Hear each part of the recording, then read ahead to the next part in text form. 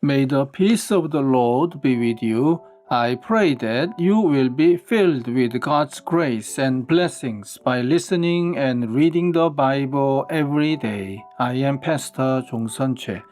We are listening and reading the Bible according to the reading plan proposed by the Revised Common Lectionary. This year's reading plan is by year C. Today is September the 16th, Friday after 14th Sunday after Pentecost. Today's readings are from Psalm chapter 79, Jeremiah chapter 8 verses 1 to 13, Romans chapter 8 verses 31 to 39, and from the Gospel of Luke chapter 16 verses 1 to 13. This is today's psalm. O God, the nations have invaded your inheritance. They have defiled your holy temple. They have reduced Jerusalem to rubble. They have left the dead bodies of your servants as food for the birds of the sky, the flesh of your own people for the animals of the wild. They have poured out blood like water all around Jerusalem, and there is no one to bury the dead.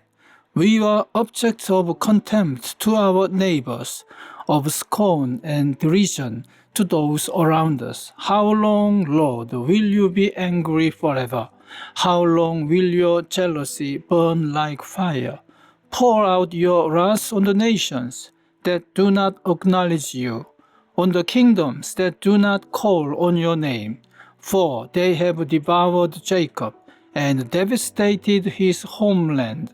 Do not hold against us the sins of past generations. May your mercy come quickly to meet us, for we are in desperate need. Help us, God our Savior, for the glory of your name. Deliver us and forgive our sins for your name's sake. Amen. This is today's first reading.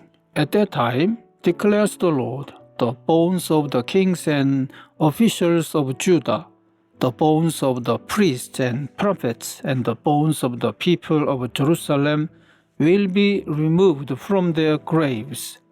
They will be exposed to the sun and the moon and all the stars of the heavens, which they have loved and served, and which they have followed and consulted and worshipped.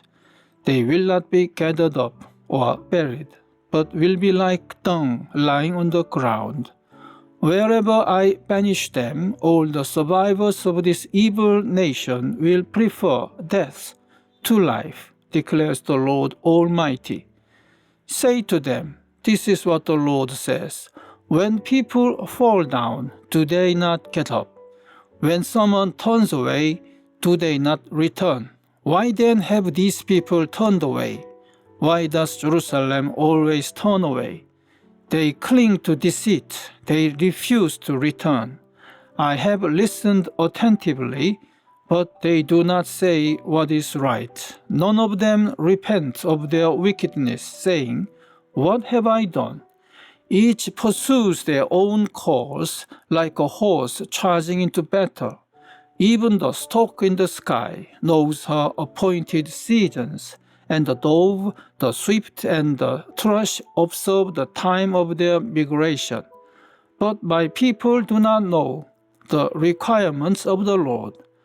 How can you say, we are wise, for we have the law of the Lord, when actually the lying pen of the scribes has handled it falsely? The wise will be put to shame. They will be dismayed and trapped. Since they have rejected the word of the Lord, what kind of wisdom do they have? Therefore I will give their wives to other men, and their fields to new owners. From the least to the greatest, all are greedy for gain. Prophets and priests alike, all practice deceit. They dress the wound of my people as though it were not serious. Peace, peace, they say, when there is no peace.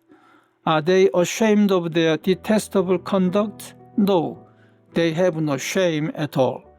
They do not even know how to blush, so they will fall among the fallen. They will be brought down when they are punished, says the Lord. I will take away their harvest, declares the Lord. There will be no grapes on the vine. There will be no figs on the tree, and their leaves will wither. What I have given them will be taken from them. Amen. This is today's second reading. What then shall we say in response to these things? If God is for us, who can be against us? He who did not spare his own Son, but gave him up for us all, how will he not also, along with him, graciously give us all things?